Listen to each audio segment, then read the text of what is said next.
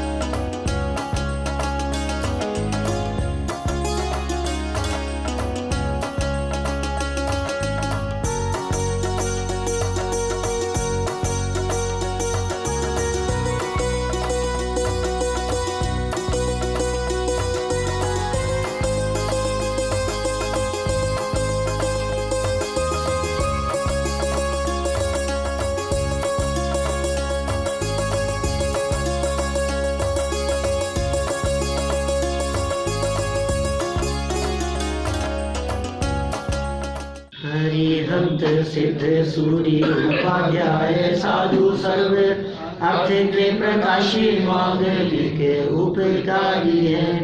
तिनको स्वरूप जाने राग के भई जो भक्ति काहे को न पाई स्तुति को उचारी है।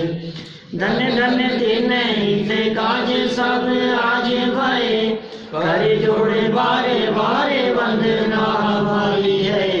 मंगल कल्याण सुख ऐसो हम चाहते हैं। ओ मेरी ऐसी दशा जैसी तुम धारी है। ओ मेरी ऐसी दशा जैसी तुम धारी है। ओ मेरी ऐसी दशा जैसी तुम धारी है। क्षत्र चूड़ामणि नामक यह ग्रंथ और चतुर्थ लंब चौथे अध्याय के अंतर्गत यक्षेंद्र ने अपनी कृतज्ञता यहाँ ज्ञापित की। किए हुए उपकार को स्मरण करते हुए वह उपस्थित हो गया पुनः जीवनधर कुमार के सामने और आकर जीवनधर स्वामी की स्तुति करने लगा। बड़ी सुंदर चर्चा कल यहाँ हुई थी जिसमें जीवनधर स्वामी ने ये बात कह दी थी कि क्या दम है इसमें। देव भी यदि स्तुति करने के लिए आ जाए तो भी कुछ महिमा नहीं है। माने हमारी स्तुति, हमारी भक्ति, हमारी जय जयकार जगत के साधारण व्यक्ति करें उसकी तो कोई कीमत है ही नहीं। क्या 10-5 लोग मिलकर के हमारे जय जयकार करने लगे, प्रशंसा करने लगे, उसमें कुछ दम नहीं है। हजारों लोग मिलकर के प्रशंसा करें उसमें कुछ दम नहीं है। मुख्यमंत्री, राष्ट्रपति, प्रधानमंत्री कोई हमारे गले में माला डाले और जय जयकार करे, ये कह रहे हैं साक्षात स्वर्ग से देव उतर करके आ जाएं और जय जयकार करें, महिमा बखान और स्तुति करें, तो ज्ञानियों की दृष्टि में उसकी भी कुछ कीमत नहीं हुआ करती। ज्ञानी जी ये विचार करते हैं क्या है स्तुति, क्या दम है इसमें। देखो आप स्वभाव दृष्टि जिनकी होती है उस दृष्टि का कितना बल है। ये दृष्टि का बल है जो उन्हें ऐसी परिस्थिति से भी अप्रभावित रख रहा है। घटना कुछ इस प्रकार आगे बढ़ी कि वह भाग्यशाली कहने लगा, हे महाभाग्यशाली। कल हमने भाग्यशाली और महाभाग्यशाली के अंतर की चर्चा की थी। माने तीव्र पुण्योदय से मिली हुई परिस्थितियां वो भाग्यशालीपन को बतलाती है। लेकिन तीव्र पुण्योदय के काल में भी पुण्य के उदय से अप्रभावित रहना ये महाभाग्यशालीपन को दिखाता है। और जगत में उत्कृष्ट जाति का पुण्य भी उन्हीं के जीवन में फलित होता हुआ दिखाई देता है जो पुण्य को तुच्छ समझते हैं, जो पुण्य को हेय समझते हैं, जिनकी दृष्टि में पुण्य की कीमत नहीं, पुण्य उनके चरणों में आकर के पड़ता है, पुण्य उनके पीछे भागता है। और जो पुण्य के पीछे भागते हैं पुण्य उनसे पीछे छुड़ा के भागता है। आप पुण्य के पीछे न भागें, पुण्य तो आपके पीछे पीछे आएगा, आप अपने स्वभाव का अवलंबन ले लें। देखिए आप पंच परमेष्ठियों की भक्ति की यहाँ महिमा बखान की गई और यक्षेंद्र अपने स्थान की ओर गमन कर गए, क्या कह करके कि हे महाभाग्यशाली जीवनधर कुमार, आपको जीवन में यदि किसी भी प्रसंग में मेरी जरूरत महसूस हो तो आ जाना, मुझे याद करना, आप मुझे याद करेंगे मैं आपके सामने उपस्थित हो जाऊंगा। यक्षेंद्र अपने स्थान की ओर गमन। 15 नंबर का श्लोक शायद अपन ने पढ़ा नहीं था, नहीं पढ़ा ना। सार में चरे देवे तमाश्लिष्य मुहुर्मुहु आप्रच्छते तस्मिन्नत्र प्रस्तुत मुच्यते। जीवनधर कुमार को आलिंगन करके और बार बार पूछकर उस कुत्ते के जीव देव के चले जाने पर यहाँ जो वृत्तांत हुआ उसे कहते हैं। माने वो जीवनधर कुमार को वहाँ छोड़कर और वो जो देव चला गया, अब क्या घटना पीछे से घटी है सो बताते हैं। जीवनधर कुमार से भेंट करके तथा पुनः पुनः आज्ञा लेकर यक्षेंद्र के चले जाने के पश्चात वहाँ नदी पर ही जो अन्य घटनाएं घटी उसका वृत्तांत सुनिए एक नई उपकथा के माध्यम से। 8 नंबर की ये उपकथा है।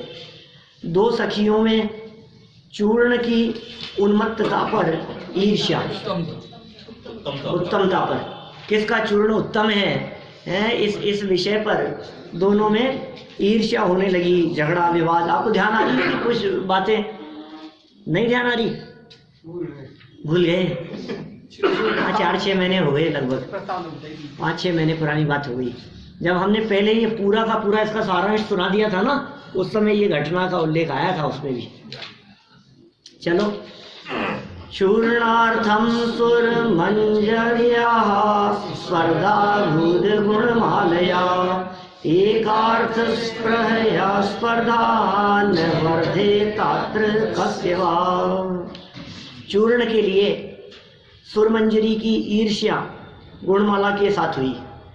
2 लड़कियां हैं वहाँ, 2 सखियां हैं, सहेलियां हैं। एक का नाम है सुरमंजरी, दूसरे का नाम है गुणमाला। अत्र नीति है, निश्चय से इस संसार में एक ही पदार्थ की इच्छा करने से किसके ईर्ष्या नहीं बढ़ती है? दोनों के पास में एक ही पदार्थ एक हो और व्यक्ति हो 2, तो चाहने वाले 2 हो तो वो ईर्ष्या करने लगते हैं। या फिर समझ लो आपके पुत्र और इनके पुत्र और दोनों बराबर हो तो किसकी ईर्ष्या नहीं होती है? दोनों के एक समान स्थिति दिखने पर सहजी ईर्ष्या भाव होना स्वाभाविक नजर आता है। आपके यहाँ बहू आई और पड़ोस में भी बहू आई, तो अब आप दोनों को देख करके कि ये हमारी अच्छी है कि इनकी अच्छी है कि वो, ये ऐसे ईर्ष्या चलती रहती है। दो के यदि 7 पुत्र जन्म हुआ तो हम उन बच्चों को देख करके, बराबर वालों को देख करके सहजी ईर्ष्या का भाव। लेकिन 2 ये नीतिकारों की नीति कह रहे हैं भाई, निश्चय से, माने ऐसा होता ही है जगत में, ये जगत का स्वरूप ही इसी प्रकार का है। निश्चय से इस संसार में एक ही पदार्थ की इच्छा करने से किसके ईर्ष्या नहीं बढ़ती है? अर्थात सबके यही इच्छा होती है कि मैं ही इस पदार्थ को ले लूं, अर्थात मेरी वस्तु ही दूसरे की वस्तु से उत्तम है। माने अपनी चीज को श्रेष्ठ बताना, ऐसा सहज ही होता है। अभी जगत में समझ लो आप ऐसा हो, 2 जने मिलकर के किसी चीज को खरीदने के लिए जाएं, दोनों मित्र ही हैं, भले ही दोनों मित्र हैं, दुकान पर चढ़े और वो चीज बहुत अच्छी दिखी, उसने दिखाई, पीस एक ही है अब दोनों में ऐसा होता है कि ये ले, मैं ही ले लेता हूँ, मैं मेरे को मिल जाए, ये मना कर दे, दूसरा सोचता है ये मना कर दे तो मैं ही ले लूँ। उस उत्तम पदार्थ को प्राप्त करने की इच्छा और दूसरा न ले लेवे इस बात की ईर्ष्या, या दूसरे ने ले ली है तो उससे जलन, इसके चले गई, मेरी बहुत इच्छा थी इसको लेने की, ऐसा सहज होता है। बहन के दो भाइयों का कुलभूषण, हाँ, कुलभूषण देशभूषण दोनों मुनिराजों की चर्चा सुनिए। दोनों ने बोलो, उस बालिका को देखकर, झरोखे पर खड़ी हुई बालिका को देखकर झगड़ा करने लगे दोनों भाई। 20 साल बाद आए थे, 20 साल बाद में आए थे पढ़ करके, और फिर क्या हुआ, बहुत झगड़ा हुआ, बहुत विवाद हुआ, आपस में तलवारें निकल गई। किस लिए? इससे शादी मैं करूंगा। अब बोलो, वो उनकी बहन थी जो इनके गुरुकुल में चले जाने के पश्चात उसका जन्म हुआ था। फिर बाद में दोनों ने दीक्षा ले ली। इस घटना से वैरागी होकर के दोनों ने दीक्षा ले ली। कुलभूषण और देशभूषण मुनिराज जो थे, इनका उपसर्ग रामचंद्र जी ने दूर किया था। क्या? कुंतलगिरी। देशभूषण आता तो देश है कि देशभूषण, कुलभूषण और देशभूषण दोनों, इनके चरण में अपने चूड़ीगिरी पर विराजमान है, कुलभूषण और देशभूषण मुनिराज। हाँ,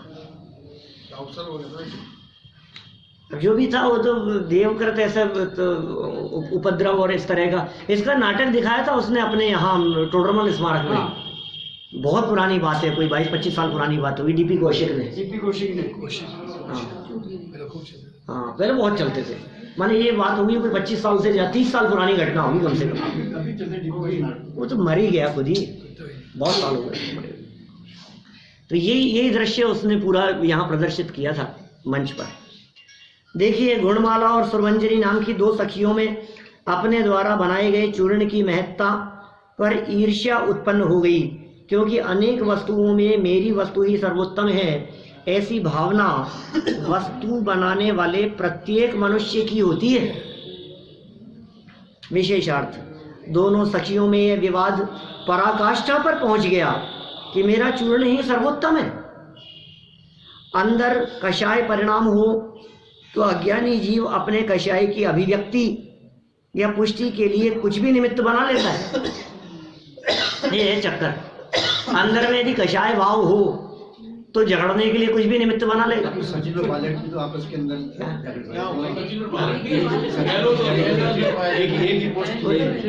माने अंदर में यदि तीव्र कषाय भाव हो, मान लो अब बाहर में कोई भी छोटा सा निमित्त बने और वो झगड़े का कारण बन जाता है। छोटी छोटी सी बात भी, बिना मतलब की बात भी झगड़े का कारण बन जाती है। यदि अंदर में तीव्र कषाय भाव हो तो ये अज्ञानी की कषाय की अभिव्यक्ति या पुष्टि के लिए कुछ भी निमित्त बना लेता है। अतः दोनों सखियों ने चूर्ण की श्रेष्ठता को अपनी मान कषाय का निमित्त बना लिया और दुखी होने लगी। दोनों सखियों में हठ पूर्वक हार जीत की शर्त, दोनों में से कौन श्रेष्ठ है?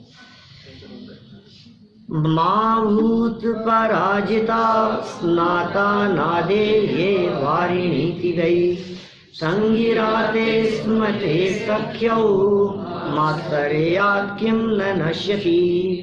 उन दोनों सखियों ने हारी हुई नदी के जल में स्नान नहीं करे ऐसी प्रतिज्ञा की। नदी किनारे आई थी, वही चूर्ण उन्होंने बनाया था। दोनों में किसका श्रेष्ठ है, आपस में इस बात को लेकर के झगड़ा हो गया। वो झगड़ा और विवाद इतना बढ़ गया कि वो मान कषाय के कारण एक दूसरे से शर्त लग गई, जिसका खराब होगा या जो हार जाएगी वो नदी में स्नान नहीं करेगी, बिना स्नान किए लौट जाएंगी। देखिए, नीतिकार कहते हैं मात्सर्य ईर्ष्या भाव से क्या नाश नहीं होता, अर्थात सभी कार्य नष्ट हो जाते हैं। ये देखो नीतिकारों की और ये वादीप सिंह सूरी आचार्य की कितनी जबरदस्त शैली रही है। अपने अंदर से ये धीरे धीरे करके सर्व विकृतियां निकल जाए, इसके प्रयास के लिए माने जीवन निर्माण, जीवन सुधार के लिए पहले क्रोध की चर्चा कर रहे थे बहुत। माने इन कहानियों के, इन कथाओं के देने के पीछे भी क्या कारण रहे होंगे, पीछे क्रोध को माध्यम बनाया क्रोध से होने वाली हानियों की, उसके नुकसान की चर्चा की। बहुत विस्तार से क्रोध की चर्चा चल रही थी पहले, क्रोध कर मरे और मारे ताई हैं। अब यहाँ मान की चर्चा शुरू कर दी। पहले कहा था क्रोध के कारण ऐसा कौन सा अनर्थ है जो क्रोधी व्यक्ति नहीं कर देता। अब कह रहे हैं ये मान के कारण ऐसा क्या है जो नाश को प्राप्त नहीं होता। ये घमंड के कारण बड़े बड़े खत्म हो जाते हैं। इस घमंड में क्या रखा है और किस चीज का घमंड करें। रोजाना दुर्घटनाएं होती हुई दिखाई देती हैं, रोज दिखती हैं। न्यूज़पेपर तो भरे रहते ही हैं। आस पड़ोस में दृष्टि डाल करके देखें तो अपने परिचितों में भी रोजाना कुछ न कुछ आए दिन, आज उसकी डेथ हो गई, आज उसके ये हो गया, आज उसका एक्सीडेंट हो गया। मैंने कुछ भी किसी समय क्या हो जाए, क्या भरोसा है इस बात का। और हम इस घमंड को लेकर के बैठे, नहीं मैं कैसे झुक जाऊं, मैं कैसे झुक सकता हूं, मैं तो मूछ का सवाल है सारे। ये मान कषाय यहाँ नहीं होती तो श्रीमद जी कहते हैं यही मोक्ष होता। ये मनुष्य गति के जीवों की कमाई है यहाँ की। ये मान कषाय, ये घमंड, अभिमान को लेकर के बैठे हैं। कुछ नहीं, सिर्फ नाक का सवाल है और कुछ नहीं। झगड़ा किस बात का है? झगड़ा इस बात का है कि मैं क्यों झुकूं। झगड़ा इस बात का है कि मैं क्यों मानूं। झगड़ा इस बात का है कि मेरी कमीज तेरी कमीज से सफेद कैसी, या तेरी कमीज मेरी कमीज से सफेद कैसी, मेरी शर्ट की सफेदी ज्यादा। कुछ भी मान है, ईर्ष्या है, अपने आप को श्रेष्ठ दिखाने की बात है। नीतिकारों ने क्या कह दिया यहाँ, मात्सर्यात् किम न नश्यति। ये सूक्तियां हैं, मात्सर्यात् किम न नश्यति, घमंड से क्या नष्ट नहीं होता, मात्सर्य ईर्ष्या भाव से क्या नाश नहीं होता है, अर्थात सभी कार्य नष्ट हो जाते हैं। कषाय से अभिभूत होकर दोनों सखियों ने हठ पूर्वक ये शर्त रखी कि जो हार जाएगा वह इस नदी में स्नान नहीं करेगा, क्योंकि ईर्ष्या भाव से जीवों के संतोष आदि सभी गुणों का नाश हो जाता है। यहाँ ईर्ष्या है, अब संतोष नहीं है। अरे ठीक है यार, आपके पास में 200-500 करोड़ होंगे तो 2-1 करोड़ तो हमारे पास भी होगा, क्या फर्क पड़ गया। हम इतना ही नहीं भोग पाएंगे, ज्यादा बढ़ा के क्या करेंगे। अभी जबरदस्ती बढ़ाने के चक्कर में समय बर्बाद किए जा रहा है अपने जीवन का। जितना है उतना भोग लेंगे, क्या नहीं भोग पाएंगे तो बोलो फिर क्या छोड़ करके क्या अपना रहे हो आप, ये बताओ। ज्यादा छोड़ के जाने के लिए, ज्यादा छोड़ के जाने के लिए कितने करोड़ है और कितना खर्चा है आपका। एक बार जितना खर्चा आपका आप महीने का है उससे 5 गुना तक के खर्चे की सोच लो आप। उससे 10 गुना खर्चा यदि महीने में किया जाए तो साल में कितना लगेगा। जितना महीने का खर्चा होता है आपका उससे 10 गुना खर्चा हो मान लो तो साल में कितना लगेगा। और साल में इतना लगेगा तो आगे आने वाले 20 साल 25 साल 30 साल की जिंदगी और मान लो, 40 साल की मान लो, तो आगे आने वाले 40 साल में और कितना लगेगा। अब उसका कैलकुलेशन बैठा लो आप। अब इसके आगे तो विराम दो कम से कम है, या फिर भी कम पड़ेगा। हमने 10-10 गुना ज्यादा की बात कर रहे हैं, फिर भी आप सोचो कि कम पड़ेगा, तो भैया ये तो तृष्णा की ऐसी खाई है जो कभी नहीं भरती, अंत नहीं है फिर इस चीज का। ये संतोष आदि सारे गुणों का नाश हो जाता है तो मान कषाय के पोषण के लिए। गुणमाला और सुरमंजरी ने चूर्ण की श्रेष्ठता का निर्णय कराने का निश्चय किया। अब किससे निर्णय कराए? अब वे अपने अपने चूर्ण की परीक्षा कराएंगी।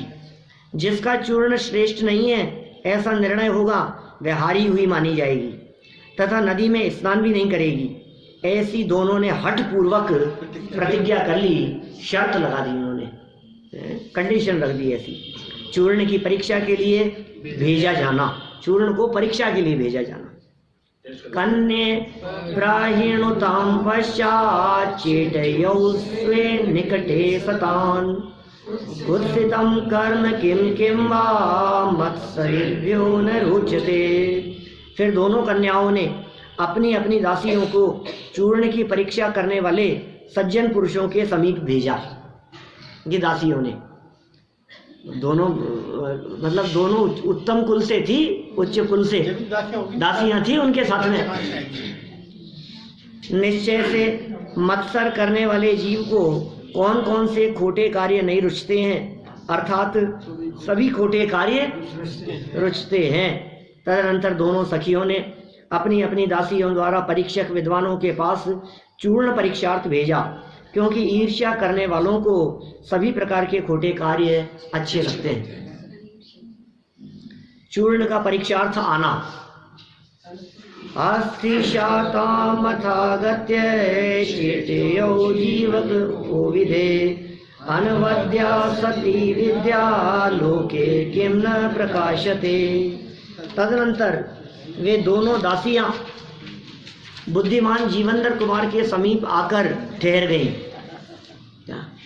ये दोनों जीवंदर कुमार के पास में आ गई। अब सबसे परीक्षण करा रही थी और वो दासियां पहुंचते पहुंचते कहां तक पहुंच गई? जीवंदर कुमार। बुद्धिमान थे जीवंदर कुमार। निश्चय से लोक में संसार में समीचीन निर्दोष विद्या किस बात को प्रकाशित नहीं करती है, अर्थात उत्तम विद्या से सभी बातों का सही निर्णय हो जाता है।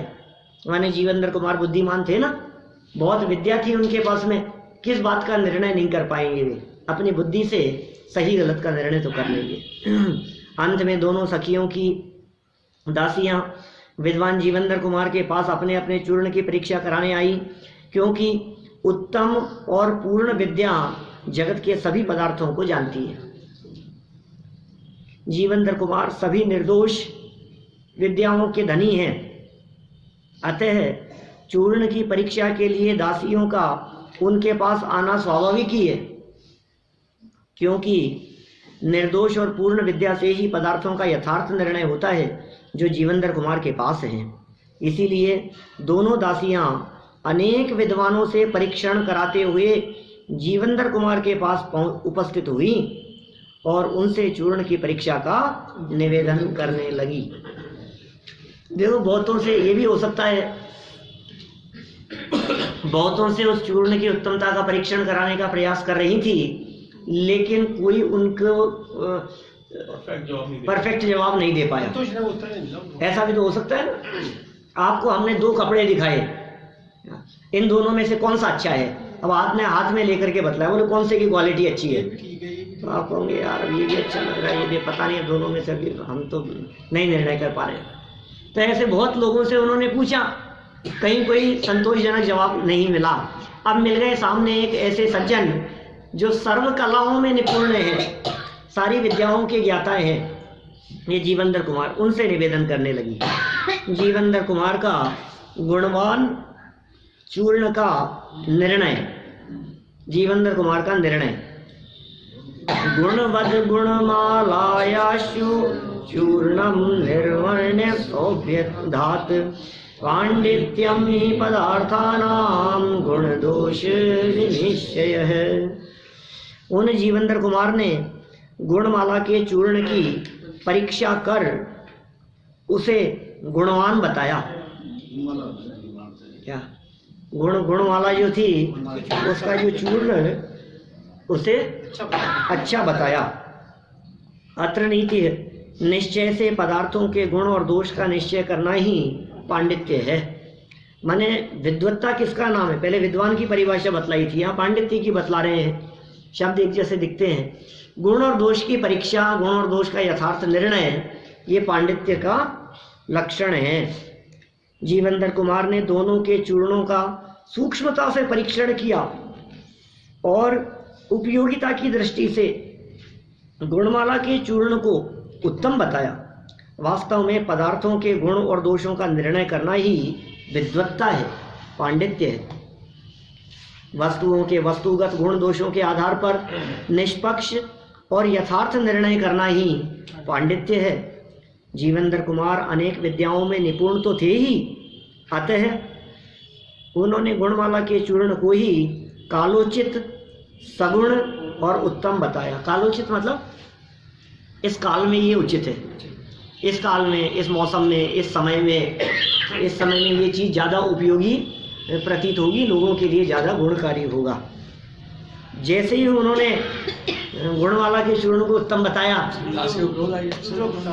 सुरमंजरी की दासी का क्रोध, वो क्रोधित हो गई।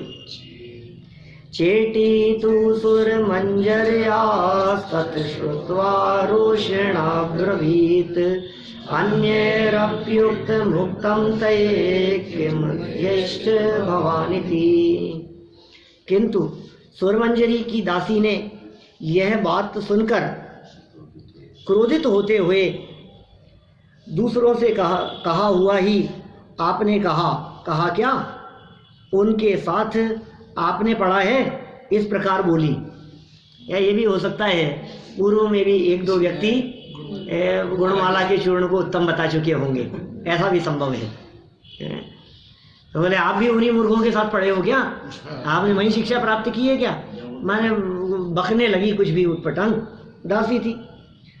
गुणमाला के चूर्ण की श्रेष्ठता सुनकर सुरमंजरी की दासी क्रोधित होकर जीवंदर कुमार से कहने लगी, दूसरे विद्वानों का कहा हुआ निर्णय ही आपने बताया है, क्या आप सब एक ही गुरु के चेले हैं?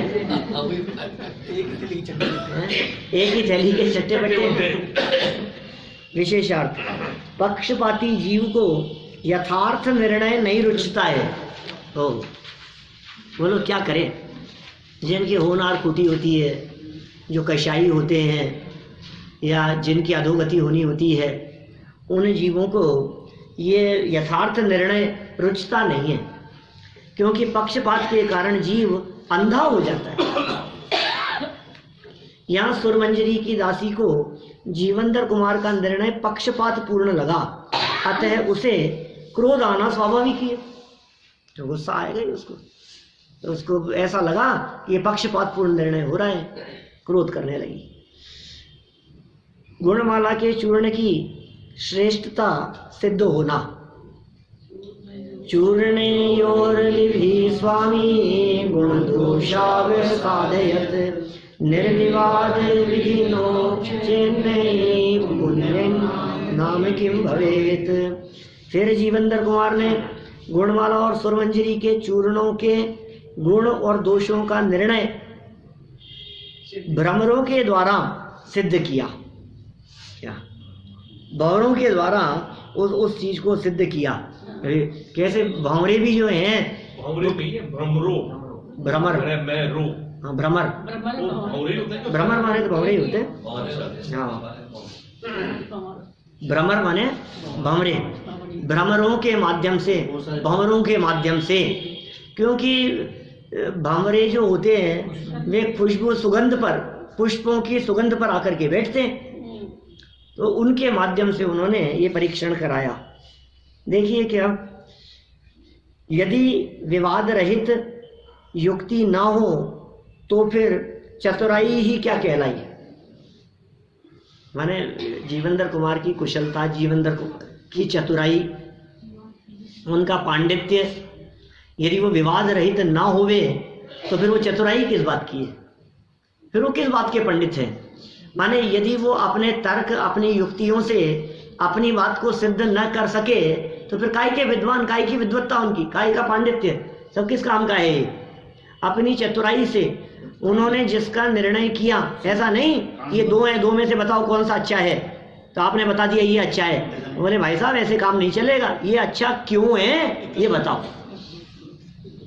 और आपने तर्क भी दे दिए कि इसलिए अच्छा है, स्वास्थ्यवर्धक है, ऐसा वैसा, तो हम आपके कहने से मान लेंगे क्या।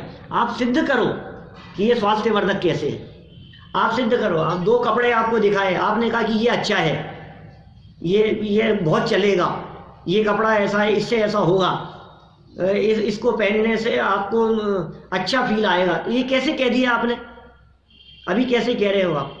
आपने जो भी अपने निर्णय के पक्ष में बात कही है, आप उसके संदर्भ में युक्तियों के माध्यम से उसको सिद्ध करके बताओ। ये सिद्ध करने का यहाँ प्रयास कर रहे हैं। देखो क्या कहा, जीवंदर कुमार ने गुणमाला और सुरमंजरी के चूर्णों के गुण दोषों का निर्णय भ्रमरों द्वारा सिद्ध किया। विवादग्रस्त वस्तु को निर्विवाद युक्ति द्वारा सिद्ध कर देना ही निपुणता है। विवादग्रस्त बात थी, उसको निर्विवाद सिद्ध कर दो उसको। अभी गुजरात टीवी पर भारती जी का इंटरव्यू आया था, अभी 2-3 दिन पहले, 2-3 दिन पहले टीवी पर वहाँ उनका इंटरव्यू आया। तो वहाँ वर्तमान कालीन मुद्दों के ऊपर उनसे प्रश्न किए गए, टीवी पर लाइव चल रहा था वो। तो उनसे प्रश्न किया गया, अयोध्या में राम मंदिर के मसले पर आपका क्या कहना है? बोलो क्या क्या वहाँ राम मंदिर बनना चाहिए कि मस्जिद बननी चाहिए, क्या होना चाहिए? बोलो अब क्या क्या बोलो, आप क्या जवाब देना है?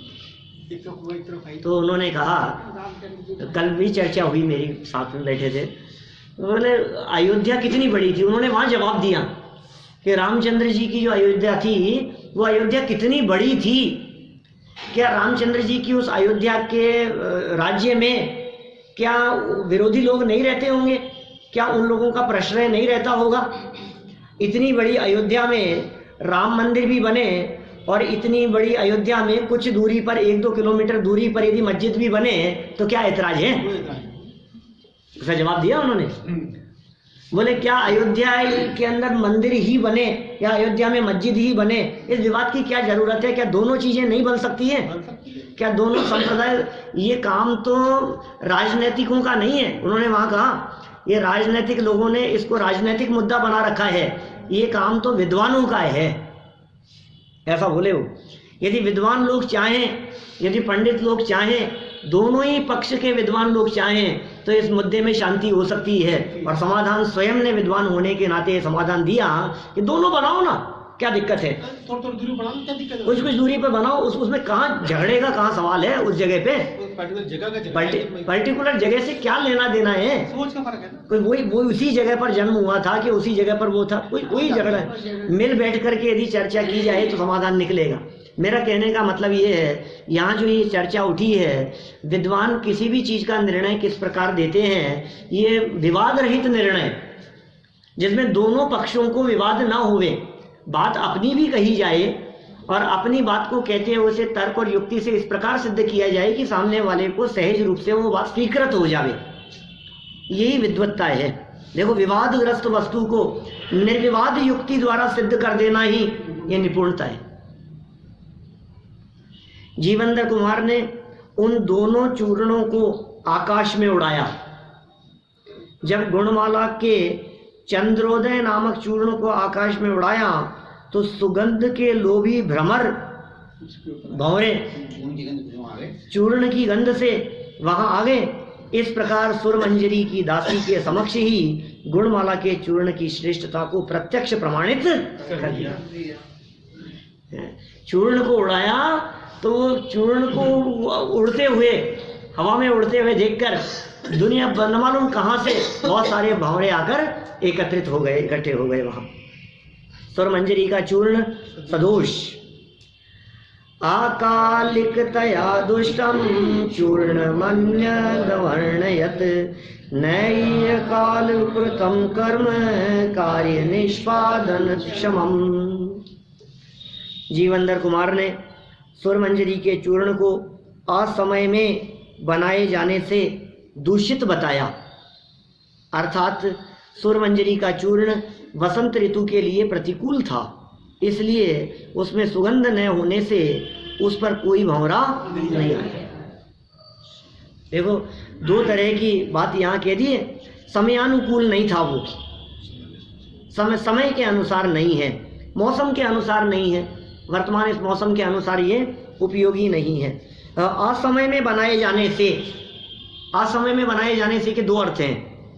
असमय में बनाए जाने से का अर्थ, एक तो उसको योग्य काल में नहीं बनाया गया, दूसरी बात वर्तमान में जो मौसम चल रहा है इसके अनुरूप असमय में बना लिया। यही चूर्ण यदि तुम दूसरी मौसम में बनाती तो वो उस समय वो उत्तम होता। जैसे सर्दियों के मौसम में कोई व्यक्ति एसी और कूलर बना करके बेचना चाहे, बिकेंगे ही नहीं। बहुत ठंड, जहाँ बर्फ पड़ती हो वहाँ यदि कोई ले जा करके कूलर की फैक्ट्री डाले, जहाँ बर्फ पड़ती है 12 महीने ही ठंड रहती है, तो ऐसे जगह पे कूलर कौन खरीदेगा? बोले तुम आप गलत मौसम में गलत चीज को ले आया। यहाँ ये चीज नहीं चलती है, यहाँ तो वो चलेगी, हीटर चलेगा यहाँ तो। जहाँ गर्मी बहुत हो वहां कोई व्यक्ति हीटर बेचने का प्रयास करे, वहां बनाने का प्रयास करे, बोले गलत समय में गलत मौसम में आ गए हो आप, इस समय में ये नहीं हो सकता। देखिए, निश्चय से असमय में किया हुआ उद्यम कार्य का निष्पादन करने में समर्थ नहीं होता। ये भी क्या है एक्चुअल में, ये असमय का अर्थ वो कालातिचार जैसी चर्चा भी यहाँ करना चाह रहे हैं। गलत समय में गलत कार्य, योग्य समय आने पर योग्य कार्य करो तो वो संपन्न होता है, और गलत समय पर गलत काम करो, बात आपकी सही है लेकिन इस प्रसंग पर कहने योग्य नहीं। विवाह के प्रसंग पर आप राम नाम सत्य अनंत नाम सत्य की बात करो, साहब सत्य है तो गजब कर रहे हो तुम, ये समय नहीं है यहाँ कहने का।